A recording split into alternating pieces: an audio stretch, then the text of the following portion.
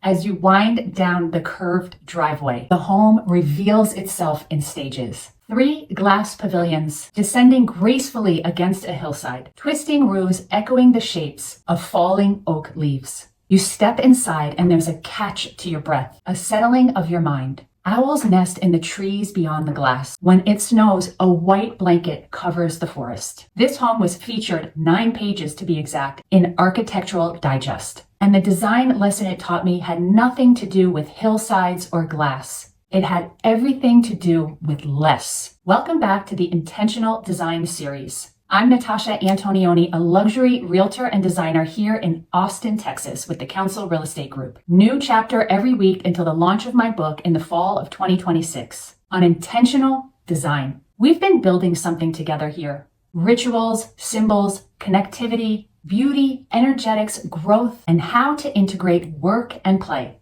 Today is chapter 10, and it's the one that quietly underpins everything we've been talking about. Sustainability and soul. Not solar panels and recycled materials, though those matter, the deeper kind, the practice of choosing fewer, better things, and letting that choice change how you feel every day. My friend Mary's home is called the Falling Leaves House, designed with her incredible talent for selecting choice materials. It's a masterclass in what I call the art of less. 3 glass pavilions, soaring ceilings, and a piano positioned as a focal point. Her son Drake's bedroom isn't just a place to sleep. It's a launching pad. The absence of clutter creates mental space for focus. A window frames the forest, inviting curiosity about the world beyond it. What struck me most wasn't a single design choice. It was the feeling of the whole. Minimalism in Mary's home wasn't the starkness or the emptiness that the word sometimes implies. It's a thoughtful curation that allows each element to breathe, to speak, to serve its purpose fully. The Japanese have a word for this, ma, meaningful space between things,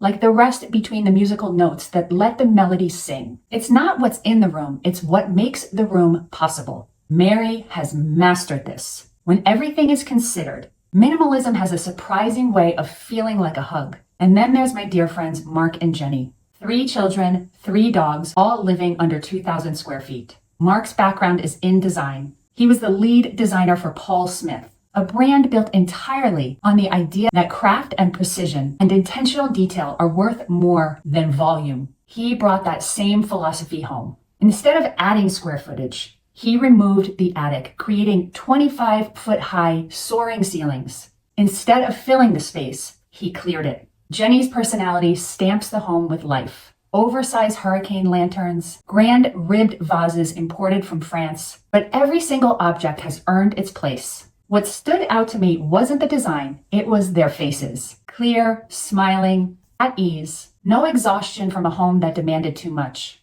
No resentment from a space that took more than it gave. 3 kids, 3 dogs, under 2,000 square feet, and an underlying sense of peace amidst all of that movement. Less wasn't a compromise, it was a liberation.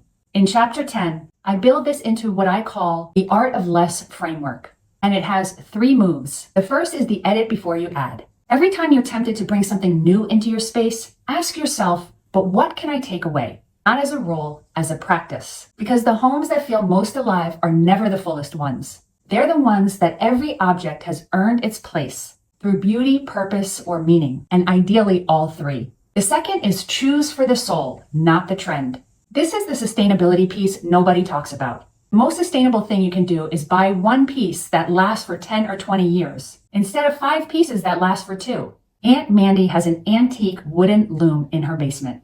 She weaves quilts on it that are heirlooms before she's even finished. Helen Parker of Devolve Kitchens creates gorgeous kitchens where she blends the old and the new. She often places antique lamps even in the kitchen, on modern counters, because she understands that old things carry something that new things can't. Time, story, evidence of the life that they have lived. That's soul, and soul doesn't go out of style. The third is create ma, intentional space. When we cleared our kitchen counters of everything but a coffee station and fruit, cooking became a joy instead of a navigation. When we cleared our entry of everything unnecessary, it became a space that welcomed rather than overwhelmed. Intentional emptiness is not absence, it's invitation. It's making room for what could be. There's another dimension to sustainability and soul that I want to bring in: nature as a design material. I recently visited the Proper Hotel in Santa Monica, designed by Kelly Wearstler, and I was stopped in my tracks in that lobby. Towering trees that became friends after spending the day immersed in a city of concrete.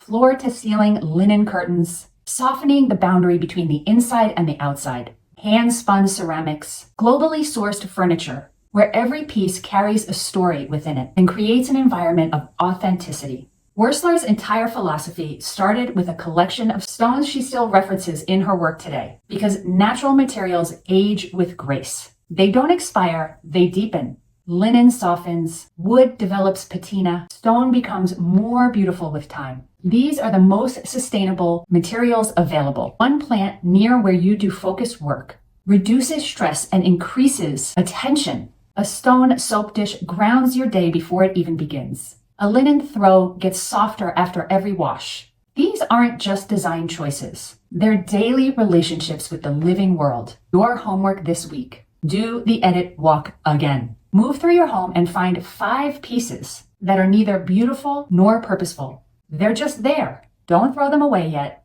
Just put them in a box and see if you miss them. You probably won't. And that space they leave behind, notice how you feel. New chapter next week. Chapter 11, Designing for Legacy. What you want your home to say when you're no longer in it.